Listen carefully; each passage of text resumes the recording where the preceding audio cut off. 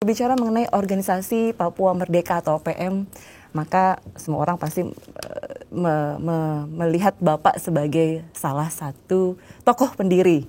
Nah, bagaimana ceritanya nih Pak? Dan alasannya bisa bergabung dalam OPM Pak? Bagus, terima kasih pertanyaannya. Saya mau koreksi sedikit Ibu Dia. Saya bukan pendiri dari OPM. Oh siap. Saya ini pengikut. Pendirinya itu salah satu orang yang bernama Permenas Ferry Awom, anggota PVK Papua Free Welfare Corps di Manokwari. Terbentuknya OPM sendiri tanggal 28 Juli tahun 65 di Manokwari. Di Manokwari. Jadi saya ini kecil, baru umur 15 tahun sudah tergiur untuk Papua Merdeka. Iya, waktu itu Bapak ikut mengibarkan bendera ya waktu itu? Bukan ya, mengibarkan, saya cuma ikut lihat penaikan bendera. Iya, jadi betul. Banyak yang saya lihat sini salah, tetapi saya cuma ikut lihat. Lihat penaikan bendera, dan banyak orang yang bilang ada Kofi Annan hadir atau semua. Itu omong kosong, tidak ada waktu itu. Iya. Jadi ceritanya gimana Pak? Ceritanya cuma orang-orang Papua yang hadir di situ karena kenaikan bendera yang dia dinaikkan karena disetujui oleh Dewan Papua waktu itu, Nihonyarat. Ya, di mana bapak saya juga anggota Nihonyarat waktu itu. Jadi mereka setuju bahwa bendera akan dinaikkan. Bendera Papua itu dibentuk tanggal 19 Oktober 1961. Itu Kongres Nasional Papua yang pertama. Dibentuknya bendera Papua, dan lagu kebangsaan. Ceritanya Bapak bergabung sendiri bagaimana Pak? Waktu itu kan masih kecil ya Pak ya? Ya, karena waktu itu kita dengar banyak, saya umur 5 tahun pindah ke Yoka, dari Sarmi pindah ke Yoka. Bapak saya guru, jadi pindah ke Yoka, ajar siswa-siswa laki-laki di Jongens Vervolg School, itu YVVS lalu. Ada Meisjes Vervolg School untuk anak-anak perempuan di Genyem, dan Jongens Vervolg School di Yoka. Untuk laki-laki. Ya, itu asrama. Lalu asrama seluruh Papua, anak-anak yang pintar ke situ. Lalu bapak saya hampir 7 tahun di Yoka, akhirnya dipindahkan guru di sekolah Belanda. Jadi, ya kembali ke bendera Papua, banyak orang yang salah mengerti bahwa bendera Papua itu bukan bendera kebangsaan, tapi itu macam bendera provinsi lah. Jadi bukan ini, ya, tapi sekarang dipakai seperti ya bilang bentang kejora atau apa. Kalau tadi kembali ke cerita kenapa Bapak tertarik bergabung dalam OPM pada masa yang sangat muda waktu itu Pak? Ya, karena kita waktu muda pikir wah semua negara mulai merdeka di Afrika tahun-tahun 60-an, Nigeria, berjuang. Jadi memang ada efek internasionalisasi juga ya dari dunia juga ya. After the war, after the Second World War itu semua mau merdeka. Jadi kita pikir waktu itu ya Belanda sudah janji nanti tahun 70 persiapannya. Tapi bikin itu akhirnya Soekarno deklarasi Trikora. Trikora, betul. Tanggal 19 Desember 61 di Jogja ya. Iya. Jadi maka disitulah salahnya bahwa Presiden Soekarno bilang gagalkan negara boneka Papua. Negara boneka Papua. Lalu setiap orang tentara yang masuk di tanah Papua sampai sekarang ini pikir bahwa negara Papua sudah terbentuk. Jadi ada tentaranya, ada polisinya. Enggak ada sama sekali. Tapi waktu itu Pak ketika masih muda, ketika semua ingin merdeka, yang memotivasi sebenarnya apakah memang ada unsur-unsur lain gitu? Unsur lain ya, kalau kita merdeka, orang-orang tua kita bilang kita akan jadi macam negara-negara di Eropa yang semua itu. Jadi kita inginkan bahwa negara itu harus, ya kita jadi ada janji-janji yang memang ya janji-janji yang itu yang ya kita bilang ya waktu kecil ya ikut saja, karena ini keinginan bahwa semua orang ya ikut. Ya, dalam perjalanan hidup Bapak kan Bapak sempat ke Bandung, sempat ke Saya ke Bandung, saya keinginan saya waktu tamat SMA tahun 66 mau jadi pilot. Menjadi pilot, saya bilang sama bapak saya, waktu itu bapak saya asisten satu dari gubernur, Franz Kasiepo. Maka bapak saya panggil karena orang besar, waktu itu bukan asisten satu, BPH, Badan Pemerintah Harian, yang menasihati gubernur. Ada 5 orang. Bapak saya bagian Termasuk politik dan Bapak. ya itu dia nomor 1. Jadi bapak saya panggil Mayor Auri, bilang orang Ambon bilang anak saya mau jadi pilot. Dia bilang Tuhan Allah. Ini tahun 69 sudah dekat, nanti PPRA bagaimana? Saya bilang wah kalau Om sudah pikir begitu, berarti masa depan kita orang Papua akan bagaimana? Iya. Dan ternyata betul. Dari 69 sampai 70-an tidak ada anak Papua yang keluar negeri. Sekarang baru mulai banyak semua. Kesananya. Dan Bapak itu- waktu itu sempat tadi sekolah pergi pengen jadi pilot itu? Akhirnya ayah saya bilang, kamu mau kemana? Telepon Insinyur Tobing di PU, kepala. Dia bilang, anak saya mau, biar kasih dia ke ITB saja. Datang ke ITB 6 bulan, dipanggil kembali. Bilang ada beasiswa ke Amerika untuk sekolah. Tunggu sampai sekarang ini saya bicara dengan Ibu Dia, tidak pernah itu. Tidak pernah berangkat, Tidak Pak. pernah berada. Berarti saya bilang ini pemerintah omong kosong. Pada zaman itu ya Pak Pada ya? zaman itu, ya itu. Jadi janji tetap janji. Dan sekarang tetap janji terus sama orang Papua. Tapi sekarang saya lihat banyak orang Papua juga ikut keluar ya Pak ya? Sekarang lihat banyak. sekarang luar Di biasa. Amerika saya hampir 300. Saya baru-baru bulan 1 tahun lalu ke sana lihat. Banyak anak-anak muda. Di Rusia ada, di Cina ada. Ya bicara tentang tadi bergabungnya Bapak dalam OPM waktu muda waktu itu Iya. sampai perjalanan ke Bandung, sempat ke beberapa daerah, itu bagaimana ceritanya Pak? Saya gabung OPM setelah saya pulang dari Bandung. Saya ditugaskan untuk gabungkan orang-orang Papua atau pelari-pelari yang mau ke Papua Nugini waktu itu tahun-tahun 65, 66, 67, 68, 69. 69 saya sendiri harus keluar. Saya empat kali ditahan oleh tentara polisi dalam umur-umur mulai dari SMA 1, SMA kelas 1. Jadi saya buat penjara sudah Terbiasa. sudah biasa. Iya betul. Sudah bisa. Jadi kalau orang bicara mengenai suka senang dengan Indonesia, saya tahu lebih susah daripada senang. Iya. Mungkin Di waktu itu. salah satu yang menarik bahwa Bapak adalah mantan Menteri Luar Negeri OPM, Pak. Saya mantan di sana menteri. dan Bapak pernah menjadi warga negara Swedia. Nah, itu tugas dan peran selama 40 tahun, Pak. Jadi mantan Menlunya itu bagaimana, Pak? Ya kalau kita mau bicara ini terlalu panjang ya. Iya. Saya tugas waktu itu dipercayakan ada dua kubu di Papua Merdeka di zaman itu.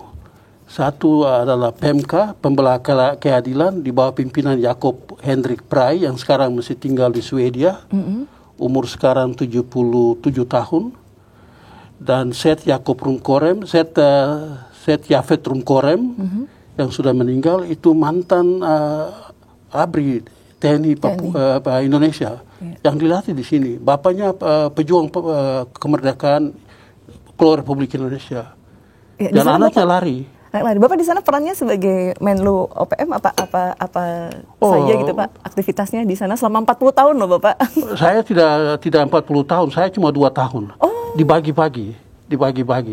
Dan saya bukan dari fraksi RPG, Revolutionary Professional Government. Itu saya Rumkorem. Kalau Prai, PMK, Pembela Keadilan. Jadi itu ada dua. Saya dari PMK. Jadi kita ada Menteri Luar Negeri dua karena dua faksi. Tugas dan fungsinya apa itu Pak? Oh, tugasnya fungsi jalan keliling dunia dan bicara dengan negara-negara untuk bicara di PBB. Tapi ya, the end of the day, they say no, we have to respect Indonesia. I see. Jadi hari terakhirnya mereka bilang sorry, kita pikir bendera ini daripada bendera yang kamu kasih naik tiap hari itu tidak ada guna. Nah, itu yang menarik Pak. Dalam perjalanan ini ternyata Bapak mendapatkan bahwa merah putih memang selalu di hati gitu Pak ya? Ya, saya tahun 87 saya mimpi, saya bilang sama istri saya harus kembali ke Papua. Nanti kamu dibunuh. Bunuh itu nanti Tuhan Allah yang urus. Tapi saya harus kembali. Karena saya pikir kita punya perjuangan ini sia-sia. Mulainya dari mimpi Pak? Dari mimpi. Dari mimpi? Ya. It just suddenly come atau sebelumnya ada suatu kronologis peristiwa? Saya tanggal 17 Januari 82, saya bertemu satu ahli nujum terkenal di dunia. Dan dia bilang, one day you will return to Papua. and you will work with the government, and you will meet the president. Saya kaget, saya bilang, benar. Dia bilang benar. Dan saya datang sini tanggal 17 Oktober tahun 2007, saya bertemu Presiden SBY di kantornya 2 jam. So actually, initial for you join is about kesadaran dan juga support dari tadi mimpi dari. Ya itu mimpi yang kadang-kadang mimpi itu memberikan kami satu motivasi bahwa ini jalan salah, harus kembali. Dan saya kembali. Dan setiap orang Papua yang bilang kamu pengkhianat, silakan, that's their problem. Waktu saya keluar tidak ada orang Papua yang bilang kamu harus keluar untuk berjuang untuk merdeka. Bukan macam Nicholas Yowe disuruh oleh orang Papua untuk keluar, atau Marcus Kasiepo, dua-dua sudah meninggal. Jadi saya keluar karena ingin untuk merdeka, saya keluar. Saya keliling dunia dengan waktu Menlu pakai uang sendiri, bukan pakai ini. Ada orang Papua yang kasih uang, enggak ada. Jadi selama jadi Menlu tuh semua menggunakan uang sendiri? Uang sendiri. Your expense, Pak, ya? Ya, karena semangat untuk melihat satu negara Papua yang berdiri sama dengan Indonesia. So what you get while in your Swedia? I mean, untuk negara Swedia itu satu negara sosial yang ternama di seluruh dunia. Ternama. Jadi, tapi untuk aktivitas yang sebagai Menlu OPM itu, Pak, apa yang Anda dapatkan, Pak? Kalau lihat dari expense sendiri, dari perjuangan yang luar biasa. Dapat kecewa. Okay. Dapat kecewa. Orang sekarang mau continue struggle, it's up to them. Saya lebih baik pulang dan kerja untuk pembangunan di Papua, lihat Papua ke depan lebih bagus daripada tahun 60-an. Jadi artinya memang latar Bapak gabung di OPM itu karena sendiri, tidak ada yang suruh? Sendiri. Dan keluar juga karena sendiri? Karena sendiri. Bapak saya kembali waktu dari, bapak saya dengan Sarwa itu kawan baik. Almarhum ya, dua-dua. Itu kawan baik. Kembali dari Sarmi malam itu tanggal 4 September 69 saya berangkat ke Papua New Guinea, melarikan diri dengan anak saya umur 6 bulan, larikan diri. Karena saya 4 kali ditahan polisi, tentara. Tanggal 13 Juli 69 Pepera mulai di Merauke. Di situ saya mulai ditahan. 2 minggu. Banyak orang yang bilang ini pulang karena mau jadi orang besar. Saya tidak jadi orang besar. Saya badan sudah besar. Buat apa jadi besar? Cari uang pangkat. Jadi kembali lagi, Pak, kalau saya bisa Bapak memberikan inspirasi. Jadi kembalinya Bapak ke NKRI ini, selain karena tadi ekspresi kecewa, selain tadi berkata mimpi gitu, Pak. Ya. Ada hal lain nggak, Pak, yang memang mendorong Bapak untuk harus kembali ke NKRI? Perjalanannya Ibu dia panjang. Tanggal 1 April 1994 saya di Papua New Guinea, saya kembali. Saya dideportasi dari pemerintah Papua New Guinea ke Swedia. Karena saya seludupkan senjata masuk ke perbatasan. Oh, so you have deported also from? Ya, saya dideportasi 2 kali oleh Perdana Menteri yang baru meninggal, Michael Somare.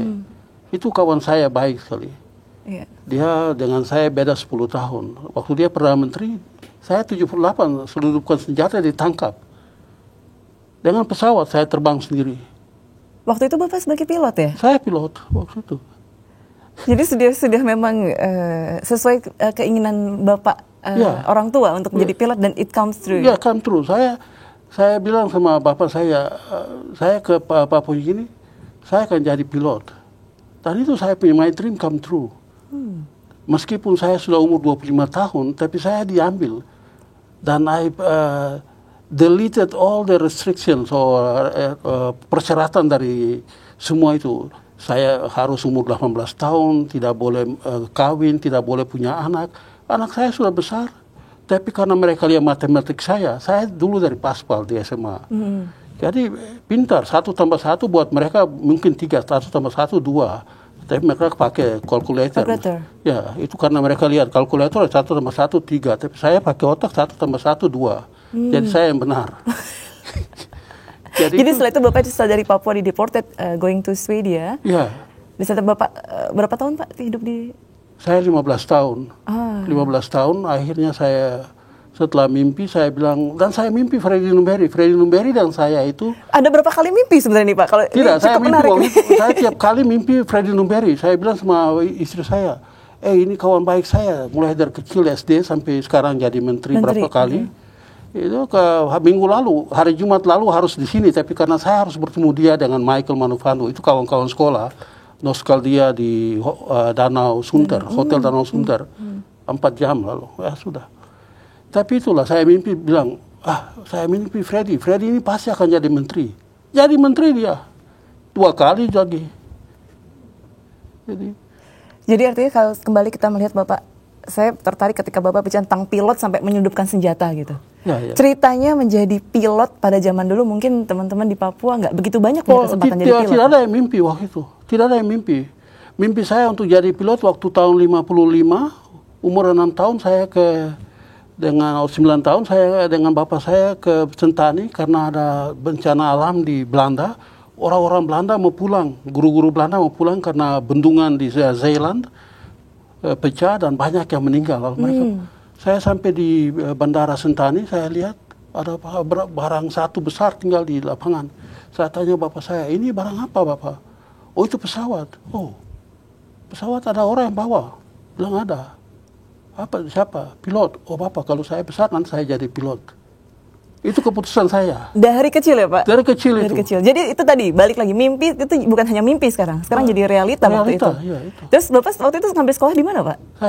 Saya dari 161 applicants di Papua Nugini tahun 71 dikasih keluar aplikasi di pos kurir dengan semua. Akhirnya saya lihat, saya melamar. Istri saya bilang, kamu sudah tua. Saya bilang, tua tidak, tapi kalau keinginan mesti jadi pilot pasti ada, mulai dari kecil. Saya lamar. Dari 161 orang applicants, diambil 50 orang, termasuk saya, untuk seleksi. Dari 50 orang, 30. Akhirnya dari 30 harus dipilih 13 orang. Dan I'm the first one diselect. Saya orang pertama. Saya mesti lihat kepala dari selection board itu, Mr. Bob Love. Dia panggil saya habis interview, dia panggil ke belakang, dia bilang, Nick, the 7 panels of the members of the 7 panels already decided that we will select you first. The 12 we will select later, but you are the first. Tomorrow, itu tanggal 23 Desember tahun 71. Bapak sudah menjadi pilot waktu itu ya Pak ya? Ya, saya terus sudah menjadi sekolah. Ya, tanggal 1 Maret 1972 kita mulai start training di Aero Club di Port Moresby. Sampai sekarang masih bisa terbang nggak Pak? Saya masih bisa terbang. Kalau sudah naik sepeda, tidak akan lupa naik sepeda. Sekali pilot akan jadi pilot ya Pak ya? Ya betul. Okay. Cuma panel sudah berubah ya, jadi itu. Iya, mungkin kembali lagi tadi sebagai pilot ada experience tadi menyelundupkan senjata dan sebagainya. Memang kalau boleh ada hal yang lain yang menarik gitu Pak. Semasa menjadi pilot yang memang punya aktivitas sampai harus dideported gitu Pak dari Papua dideportasi ya betul. Dan saya masuk tahun 88 saya dari Vanuatu dideportasi lagi dari Vanuatu. Karena membawa senjata itu Pak? Tidak. Karena saya diminta untuk ke sana terbang, tapi karena faksi antara Barak Sope dengan Father Lini, Perdana Menteri, saya difaksi dari Pak Barak Sope yang masih hidup sekarang, Perdana Menteri juga. Akhirnya Father Lini bilang deportasi semua orang-orang yang pro Sope, termasuk saya. Sudah saya pergi ke Papua Nugini, sampai di Papua Nugini, tinggal 6 bulan, dideportasi oleh Menteri Luar Negeri, almarhum Michael Somare. Kembali lagi ke Sweden. Tapi dia yang deportasi pertama kali tahun 79, tanggal 4 Maret. Semua ini di otak saya tidak just rolling. Semuanya ingat gitu ya? Saya ingat itu semua. Seperti film yang kembali lagi gitu ya Pak ya? Bicara tentang balik ke Swedia gitu. Sampai akhir deportasi di Swedia, in your activity gitu, masih melibatkan OPM waktu itu. Sampai akhirnya merasa harus kembali ke NKRI karena kecewa. Kecewanya kecewa karena apa Pak? Karena memang lelah, karena semua negara pasti mendukung Merah Putih, atau memang karena yang lain? Karena saya satu waktu, macam ada ibu tulis ini, saya bertemu dengan Bapak Nicolas Yowe. Bapak, saya panggil dia Paman, Om. Saya sudah kenal dari kecil, selalu datang ke rumah saya dengan Bapak. Bapak saya lebih tua 4 tahun dari Nicolas Yowe. Dan jangan lupa Ibu Dia, saya ditugaskan oleh SBY untuk pergi ambil beliau dari Belanda pulang ke sini, saya. Oh. Itu orang belum tahu semua. Saya dengan almarhum Frans Albert Joku, saya, Febi Ohe yang sekarang ada di sini, ipar saya Adolf Van Asbey, kita 5 orang ditugaskan oleh SBY untuk pergi ambil beliau. Negosiasinya berat untuk bawa pulang dia. Dan dia juga sudah rindu, dia bilang, anak saya mau pulang, bagaimana? Saya menyurat kepada Bapak Presiden SBY. Untuk bisa membawa, sebenarnya apa sih Pak yang diceritakan oleh Pak Nicolas Joe? Dia bilang sama saya, dia bilang, anak, kami berjuang percuma, Belanda tipu kita. Karena Papua, yang sekarang kita bilang Papua ini, Irian Barat itu sudah dalam Indonesia. Sejak tanggal 24 Agustus 1828. Lalu 100 tahun sebelum Sumpah Pemuda. Papua sudah masuk dalam Republik Indonesia. Sudah diresmikan bahwa bekas Hindia Belanda, termasuk Papua, that's part of Indonesia. Okay. Jadi Belanda cuma tipu kita untuk bilang nanti merdeka. Tidak mungkin. Dia orang ini juga sudah kecewa dan tinggal untuk pulang. Tapi bagaimana caranya? Jadi artinya Pak Nicolas juga menginfokan bahwasanya Belanda mengecewakan. Ya, dan dia itu dapat dari siapa? Dia bicara dengan John Kennedy, waktu John Kennedy. Dan Presiden waktu itu. Dan Minister Jawa waktu itu, tahun-tahun itu, direspek oleh siapa saja. Tapi mereka bilang, we cannot do anything. We have to respect the sovereignty of Indonesia. Jadi susah. Waktu beliau kasih tahu saya, dia bilang, Om, saya mau pulang. Iya, luar biasa Pak. Berarti memang begitu banyak perjalanan untuk kembali ke NKRI ya Pak, termasuk dukungan dari Nicolas Joe. Pemirsa, kita akan kembali lagi pada segmen berikutnya di Public Diplomacy di Mata Milenial Indonesia TV, Matanya Indonesia, masih dengan Bapak Nick Messet.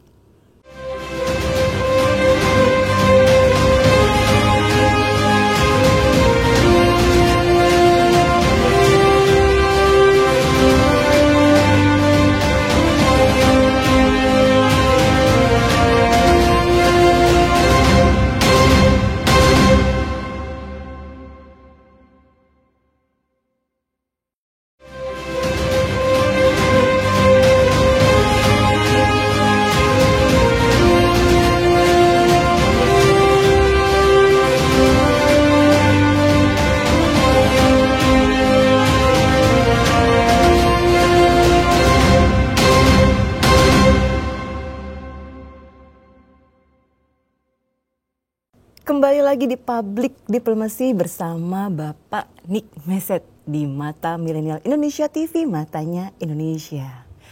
Tadi diskusi lagi lumayan hangat nih Pak. Nah sekarang kita bicara tentang OPM terpecah menjadi beberapa faksi. Bahkan di awal sudah ada 2 faksi ya Pak ya. Di sini mereka saling bertikai untuk kepentingan diri sendiri, bukan untuk tanah Papua.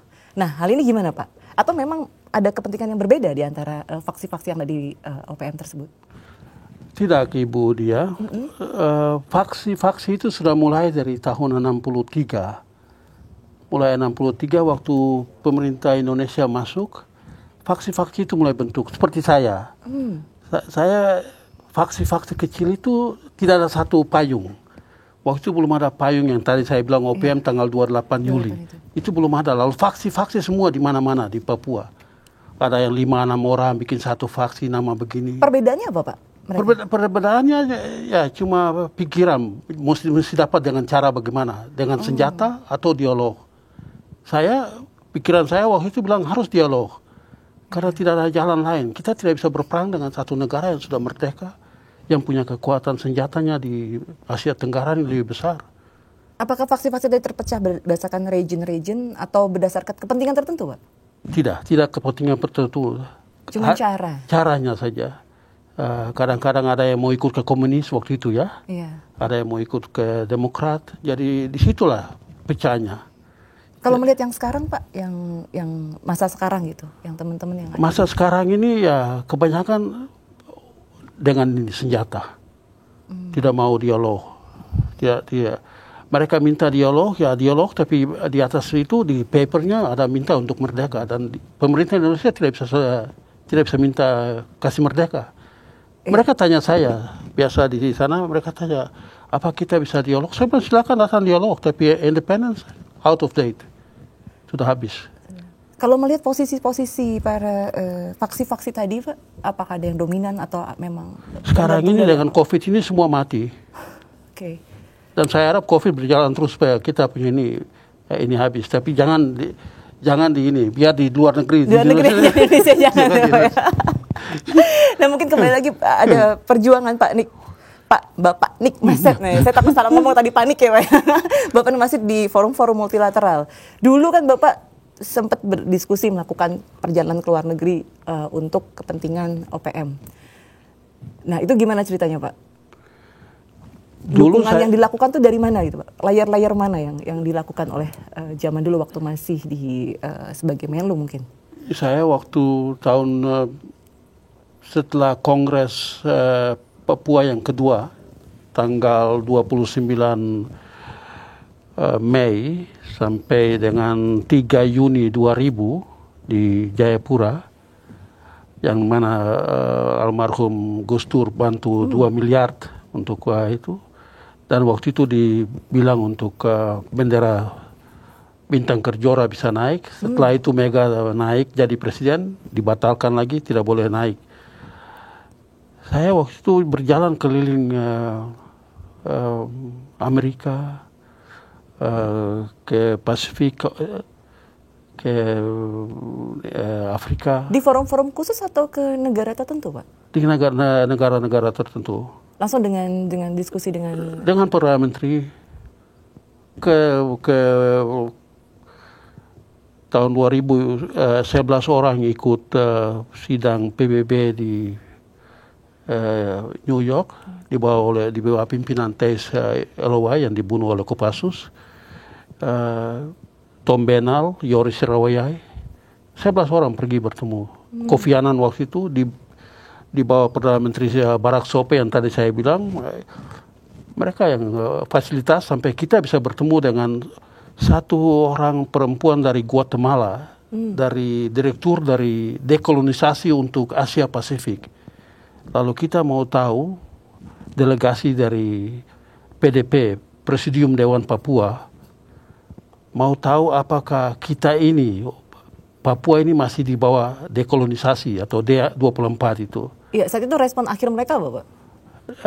Kofi Annan suruh direktur ini pergi bertemu kita, dia bawa naik ke lantai 32, duduk, bicara, dia buka, dia bilang, tanggal 1 Mei 63, kamu punya ini sudah digorek. Kamu sudah part of Indonesia.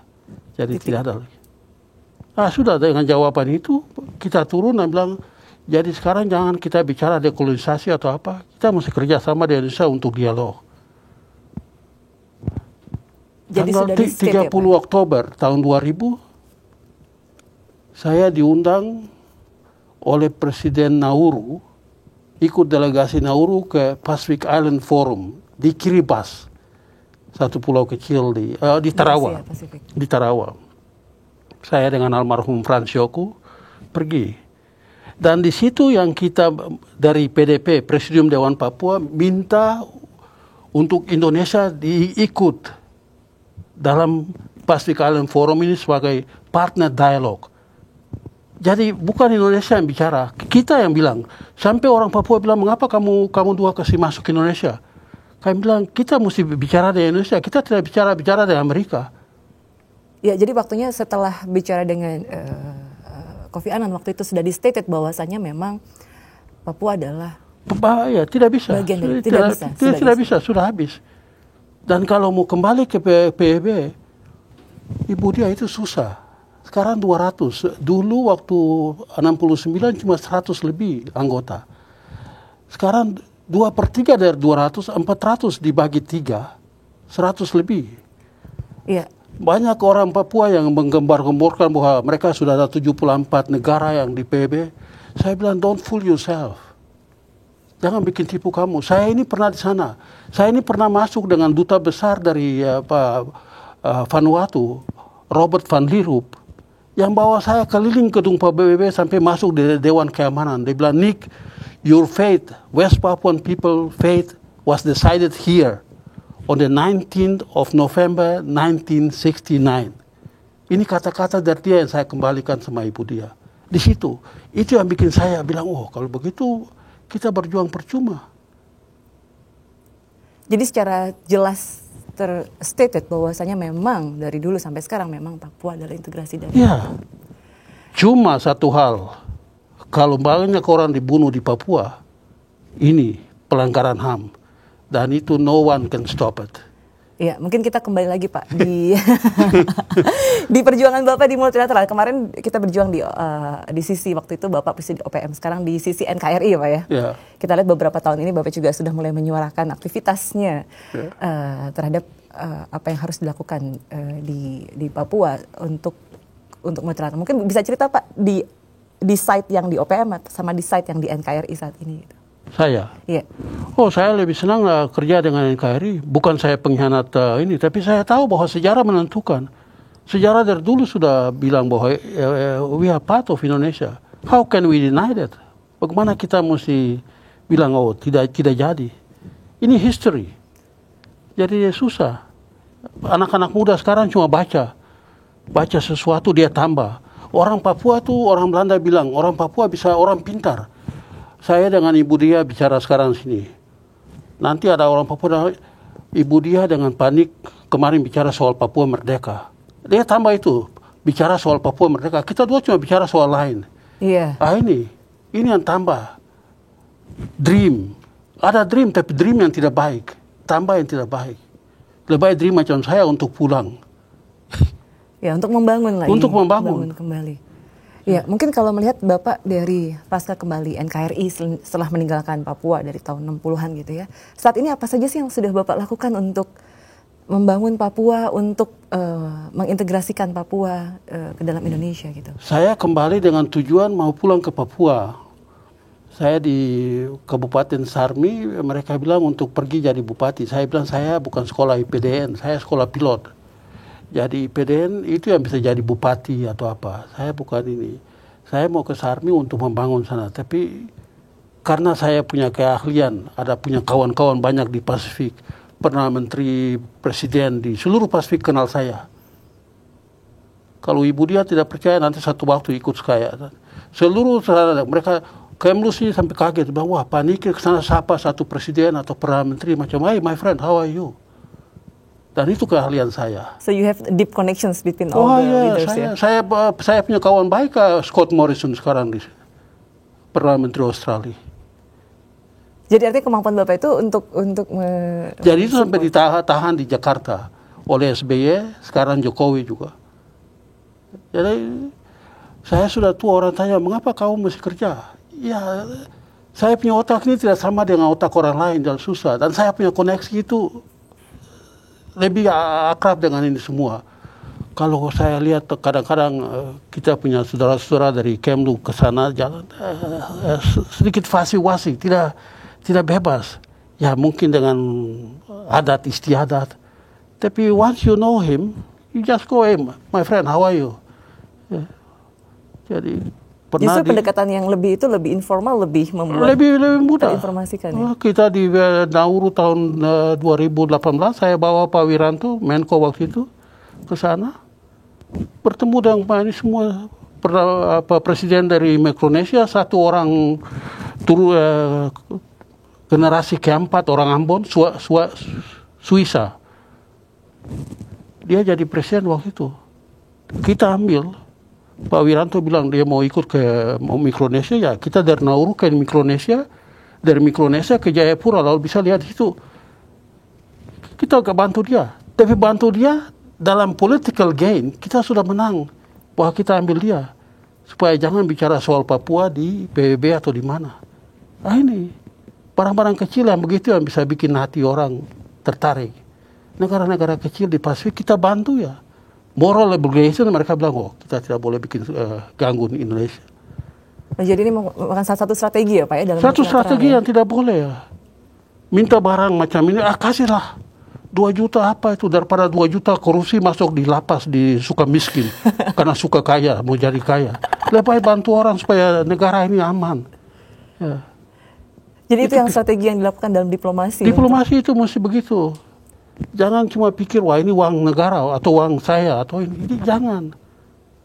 pikir bahwa Papua itu harus tetap di Indonesia dengan cara apapun. Tapi bukan dengan cara ini. Dengan cara apapun tadi gimana Pak? Tidak dengan kekerasan ya? Pasti tidak dengan kekerasan. Tadi. Dengan soft diplomasi yang sekarang Pak Jokowi ada jalankan itu. Ini lebih ke pendekatan antara negara bilateral atau lebih ke multilateral kepada forum-forum? Forum-forum semua. Forum-forum semua. Saya punya tugas itu. Lalu kalau ke MSG, Melanesian Spearhead Group atau Pacific Island Forum, mereka kasih saya di depan. Lalu saya masuk ke sana. Saya tidak masuk ini. Saya cuma jalan ke bicara. You talk about Indonesia, good about Indonesia. Itu saja deh. Oh ya, Nick ada bilang pesan begitu. Once you keep the message, ya, mereka akan bicara. Jadi justru dengan hubungan baik yang memang sudah jalan selama ini, Pak ya? Ya, begitu. Itu membuat orang lebih mudah. Banyak orang di Perdana Menteri atau Presiden di Pasifik, mereka panggil, hey, Captain Message, how are you? Captain? Ya. Captain because you are pilot? Ya. Jadi banyak orang kaget, you terkenal sih, saya di Pasifik, saya pernah antar wakil Perdana Menteri dari New Zealand dengan pesawat dari Port Moresby ke Bougainville. Kalau perspektif mereka biasanya dulu Bapak melihat Bapak dari OPM sekarang di KNKRI gitu. Ya, Is there any gap between tapi mereka lihat bahwa that's politics. Politics is fluid, mengalir. Politik itu mengalir, bukan statik. Lalu sekarang kau begini, partai politik di sini juga fluid ya. Ya. Jadi itu saya juga fluid.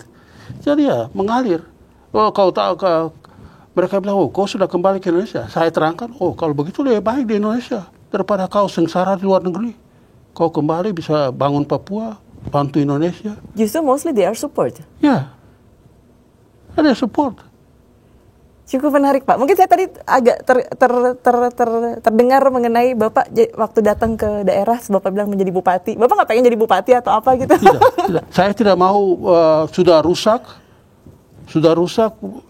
Bupati yang lalu sudah bikin rusak. Saya ke sana untuk memperbaiki. I'm not a carpenter. I'm a pilot. Saya bukan tukang bikin baik rumah. Itu susah. Jangan pikir uang. Biasa orang pikir jadi bupati, ini uang. Uang ini gampang, ya. Tidak usah kerja, tidak usah keringat.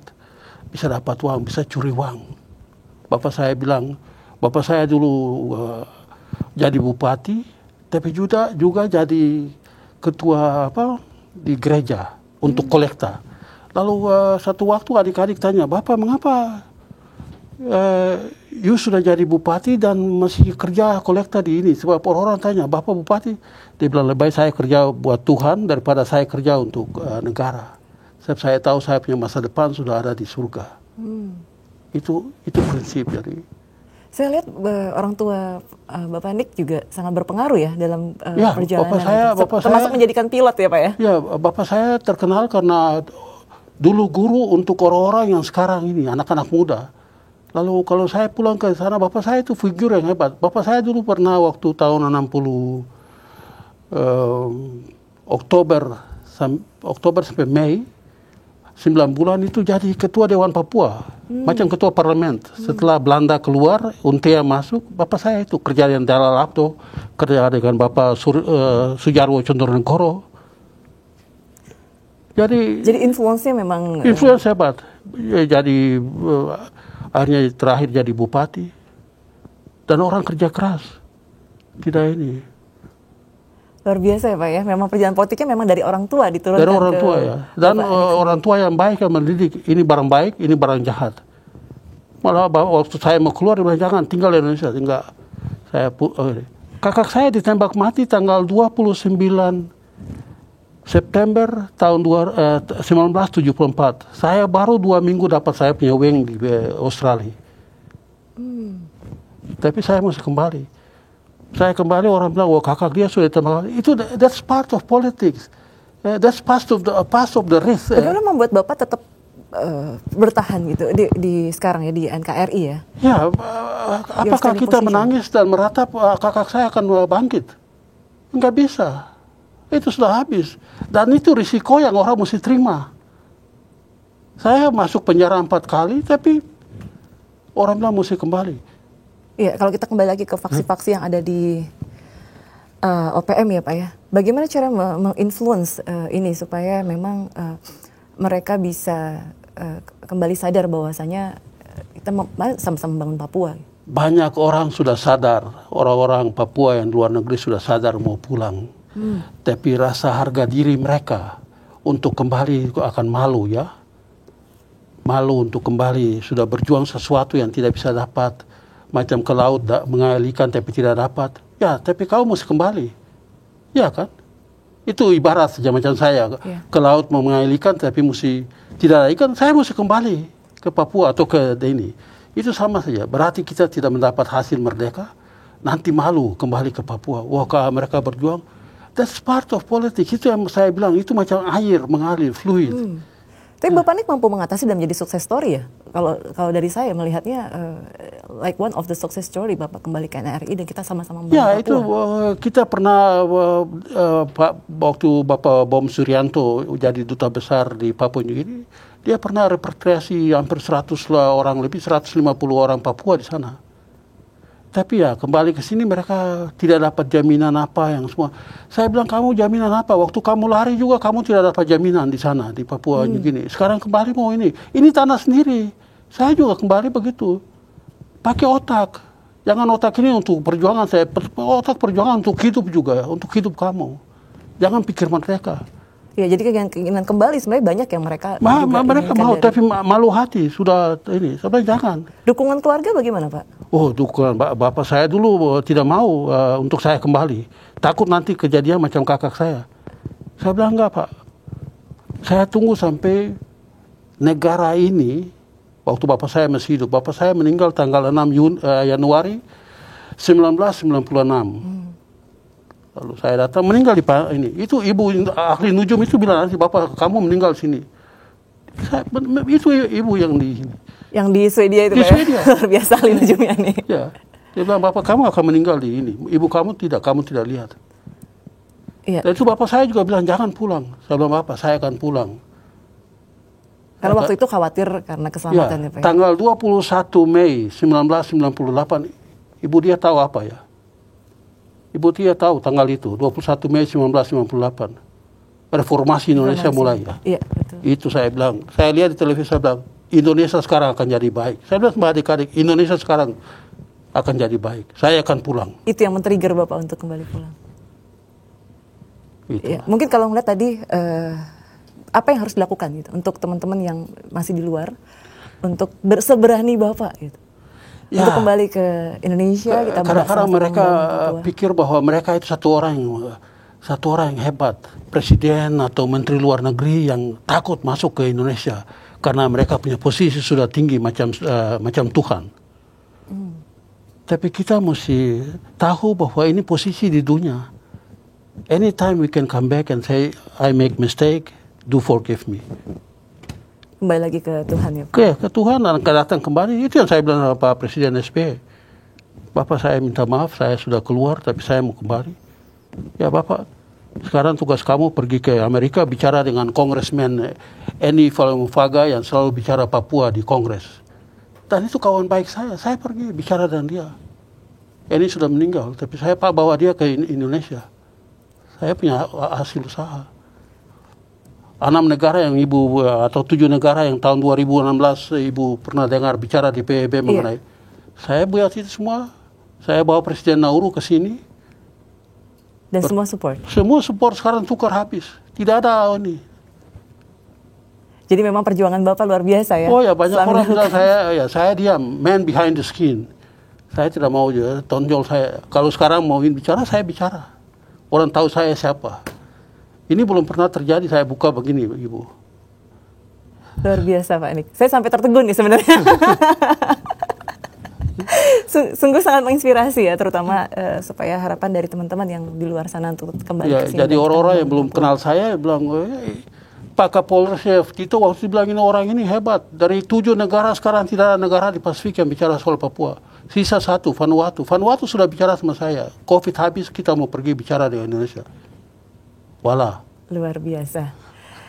Pemirsa, diskusi akan semakin menarik. Kita akan temui pada segmen berikutnya di Public Diplomacy di Mata Milenial Indonesia TV, Matanya Indonesia.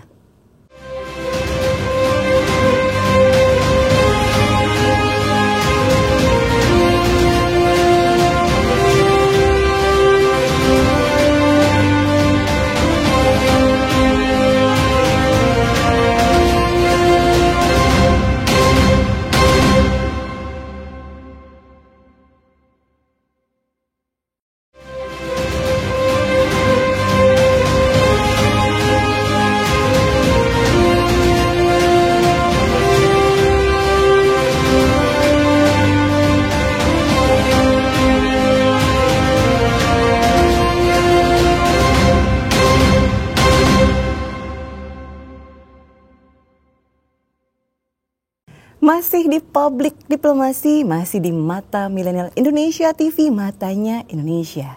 Masih dengan saya Diah Pumatasari dan juga dengan Bapak Nick Meset. Nah langsung nih Pak, kita diskusi mengenai Bapak kan dimasukkan dalam daftar blacklistnya TPN OPM nih. Bahkan ada yang menyebut Bapak adalah pengkhianat dari mereka gitu. Nah ini pendapat Bapak bagaimana nih? Wah, kalau saya sudah blacklist berarti saya tambah hitam dong. Itu bagus sekali. Gitu ya Pak ya? Tanggapan Bapak sendiri gimana nih Pak? Silakan mau blacklist kah, whitelist kah, mau pengkhianat kah, tapi saya orang Papua. Saya punya tanah Papua sama seperti orang Papua yang sekarang. Apakah merdeka atau tidak merdeka, saya punya hak untuk tinggal di tanah Papua. No one can deny that. Jadi apakah merdeka atau tidak merdeka, saya punya hak untuk tinggal di tanah Papua. Mau pengkhianat kah, silakan kamu boleh bilang pengkhianat. Tapi saya pernah berjuang untuk orang Papua juga. Tapi saya sudah tahu di mana stopnya. Saya tidak mau ikut terus. Justru sekarang perjuangan sebenarnya mungkin. Jangan jadi PHP. Jangan jadi PHP. Yang PHP gimana nih Pak? Yang PHP ini sekarang banyak orang yang pikir bahwa akan janji palsu kepada orang-orang ini. Iya, memberi harapan palsu ya Pak? Memberi harapan palsu. Jadi untuk saudara-saudara yang luar negeri atau di mana saja, jangan memberikan harapan palsu. Pemberi harapan palsu. Pemberi harapan palsu kepada rakyat Papua bahwa bila nanti tahun 2000 sekian 2025 kah merdeka. Tidak ada itu. Kembalilah ke tanah ini. Tanah yang besar, nomor 4 di dunia. Untuk membangun tanah Papua ini. Ya, jadi artinya malah harus kita memberikan harapan yang benar-benar ada. Yang benar-benar ada. Yang sekarang real yang di tanah Papua. Jangan cuma mimpi-mimpi bahwa oh kalau merdeka nanti buat ini buat itu.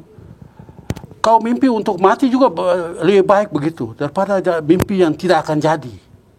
You have to dream the reality. I see. Mungkin kalau dilihat dari selama ini mungkin Bapak kan juga berhubungan dengan beberapa orang waktu masih di OPM ya Pak ya. Itu tanggapan mereka ketika Bapak kembali ke NRI, apa yang mereka lakukan gitu? Apakah Bapak diancam atau mereka mengajak diskusi? Malah saya yang ngancam mereka. Saya pernah mau pukul Benny Wenda di Honiara dengan banyak-banyak kawan. Karena mereka tahu saya dulu di hutan saya ini pegang senjata. Saya komando juga di hutan. Dan itu mereka tahu saya siapa. My background is fighting. Kamu ini apa? Saya pegang leher, putar, lihat ke belakang, jalan ke muka. Jadi susah. Kalau mereka bilang, that is my choice. Saya tidak paksa kamu, tapi kamu lihat apa faktual di dalam dunia ini. Dunia tidak, mereka cuma omong kosong, janji-janji PHP yang itu. PHP selalu Pak ya? Pemberian harapan palsu kepada rakyat Papua. Saya sudah cukup 40 tahun di PHP oleh orang luar. Pemberian harapan palsu bahwa Papua akan merdeka tahun begini. Lebih baik saya pulang ke Indonesia supaya meninggal di sana di tanah baik-baik. Daripada saya meninggal luar negeri, mayat saya yang dibawa ke Papua. Banyak orang Papua yang bikin begitu. Ya, jadi artinya ketika OPM masih menyuarakan mengenai kemerdekaan Papua, jadi ini sudah tidak relevan ya Pak ya? Tidak relevan. Karena PHP tadi. PHP, pemberian harapan palsu kepada bangsa orang Papua yang mulai dari tahun 63. Saya dengar itu dan pemberian harapan palsu itu yang bikin saya lari keluar. Lebih baik saya kembali untuk HPH. Apa itu Pak? hutan potong hutan. Untuk pengolahan hutan ya, yang lebih baik. Bahkan untuk kemajuan Papua itu sendiri gitu. Ya, kita melihat memang Presiden Jokowi melakukan pendekatan soft approach untuk menghadirkan negara di tanah Papua. Salah satunya melibatkan Impres yang kemarin Pak ya, nomor 9 tahun 2020. Kebijakan yang membuat rencana aksi percepatan pembangunan kesejahteraan masyarakat Papua. Nah, apakah strategi ini bisa mendegradasikan narasi-narasi yang dilakukan oleh OPM selama ini, Pak? Bisa saja, asal saja Bapak Presiden punya impres ini dijalankan dengan baik. Orang-orang yang di bawah itu, penyelenggara di lapangan ini, karena Bapak Presiden dulu di istana atau punya kerja banyak, orang-orang yang ditunjuk untuk melakukan impres itu di tanah Papua harus benar-benar orang yang betul. Jujur, setia mengabdi kepada Presiden untuk membangun tanah Papua, mensejahterakan orang rakyat Papua itu. Justru artinya impres itu harus diikuti oleh komitmen dari... Ya, dan bicara dengan orang-orang Papua apa yang mereka mau. Jangan paksa orang Papua ikut apa yang Jakarta mau. Ini yang salah di situ, kadang-kadang. Ya, bagaimana peran Bapak Nik sendiri untuk bisa menyuarakan tadi ada beberapa yang harus dipatuhi itu, seperti komitmen, loyalitas, integritas yang ada di Papua atau pemerintah di Papua? Saya bisa bilang kepada Menko Polhukam atau Bapak Presiden, Wapres, bahwa orang-orang yang di bawah itu yang mesti kerja baik. Kalau tidak, atau di daerah, gubernur, bupati, wali kota, sampai kepala desa, bahwa uang itu dipergunakan untuk pembangunan, bukan untuk kamu punya famili atau keluarga. Tidak boleh. Kalau orang sudah pikir untuk uang, berarti pembangunan akan macet. Karena korupsi merajalela. Iya. Disitulah. Ada strategi khusus mungkin Pak untuk merimain juga untuk masyarakat ya? Seleksi orang-orang yang punya kejujuran dalam bekerja. Bisa dilihat situ. Banyak orang Papua yang cuma pikir, ya ini kesempatan jadi bupati bisa dapat duit. Banyak orang pikir begitu. Saya orang Papua, saya bicara terus terang. Dan Bapak juga melihat contohnya orang tua Bapak yang memang jadi bupati saya ya Pak jadi, Bapak saya juga jadi bupati. Waktu meninggal di tabungannya cuma 3 juta. Pernah saya bilang sama bupati-bupati, sekarang bupati-bupati coba, ada 2 bupati duduk. Sekarang saya mau tahu berapa rekening kamu di dalam bank. Pasti ratusan juta. Bapak saya meninggal cuma 3 juta. Itu orang yang jujur kerja. Dan mereka tahu, Bapak Tonce Meser itu bupati yang hebat. Yang kerja untuk rakyat. Dia bilang sama saya, anak, kalau you mau jadi orang besar, mengabdi kepada rakyat. Mengabdi kepada rakyat. Jangan lihat kau punya posisi gubernur atau bupati, tidak. Itu jabatan, tapi mengabdi kepada rakyat itu dari hati. Iya, kalau kita memang Impres nomor 9 tahun 2020 ini memang spesifik Pak, mengatur kementerian ini melakukan ini, kementerian ini melakukan ini gitu. Nah, menurut Bapak apa yang harus perbaiki menurut koordinasi atau sinergi yang memang harus dilakukan oleh para kementerian tersebut?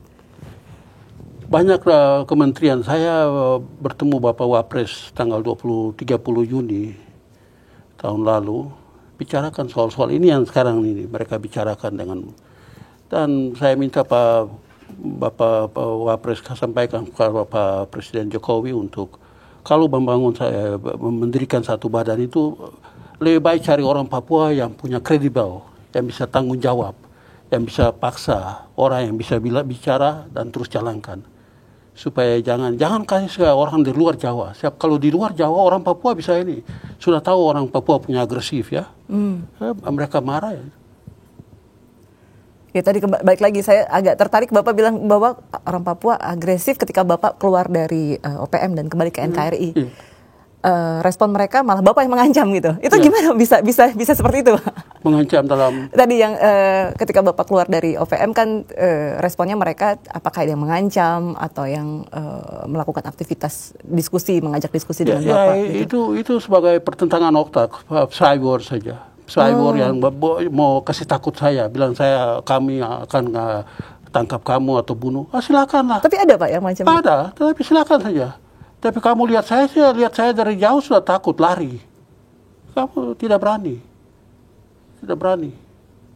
Karena saya berjalan ini dengan Tuhan. Saya punya keputusan, bukan saya yang buat. Tuhan yang buat dan kasih tahu sama saya untuk kembali ke sini.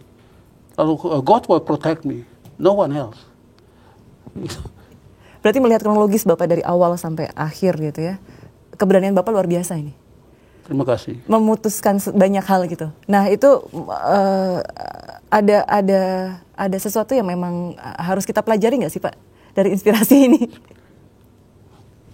Ibu dia bisa ambil saja apa yang positif untuk ibu, silahkan. Tapi yang negatif jangan. Itu manusia semua punya kelebihan dan kekurangan. Jadi itu ya.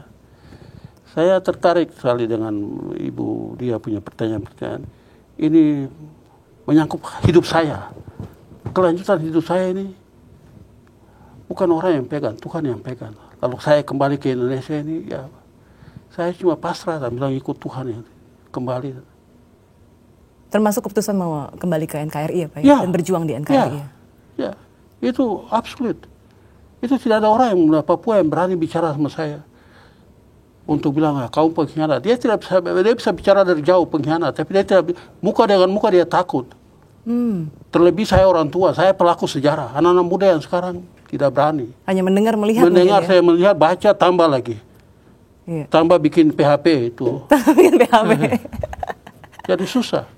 Ya mungkin Bapak ada saran untuk para tadi yang OPM yang masih di luar atau masih saat ini masih berada di luar NKRI. Apa yang harus mereka lakukan saat ini? Yang para anggota OPM yang di luar negeri saya minta untuk pikir baik-baik ke depan supaya jangan kita tipu rakyat terus, rakyat Papua dan menunggu bahwa merdeka itu akan datang. Tidak.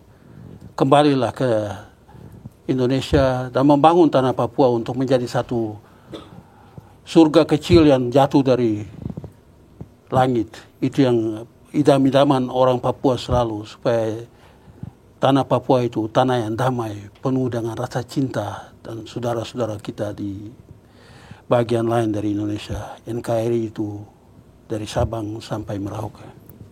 Ya mungkin kalau Bapak melihat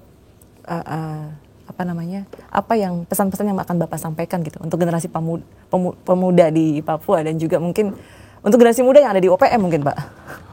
Ya, untuk para pemuda yang sekarang ada belajar di Papua atau di luar negeri, ya belajar yang baik, pulang dan kerja di tanah Papua atau di Republik Indonesia nih, dari Sabang sampai Merauke. Iya, mungkin last statement, how to convince people, terutama di masyarakat Papua, di luar negeri, di sini gitu ya, untuk mari kita sama-sama membangun Papua saat ini, untuk kedepannya lebih baik. Ya, yang tadi saya bilang, untuk membangun Papua, kita sama-sama yang sudah bekerja atau berpendidikan dari luar negeri, dari mana saja, untuk membangun Papua ke depan dalam bingkai NKRI ini. Supaya jangan pikir bahwa, oh saya di Amerika, ada orang Amerika bilang begini, atau orang Belanda bilang begini, bahwa Papua itu harus mereka. They are talking nothing. Itu tidak arti buat kamu. Kamu datang kembali kerja di tanah Papua itu, menghormati bahwa negara kesatuan Republik Indonesia itu dari Sabang sampai Merauke. Poin itu saja. Luar biasa, Bapak Nick Messet.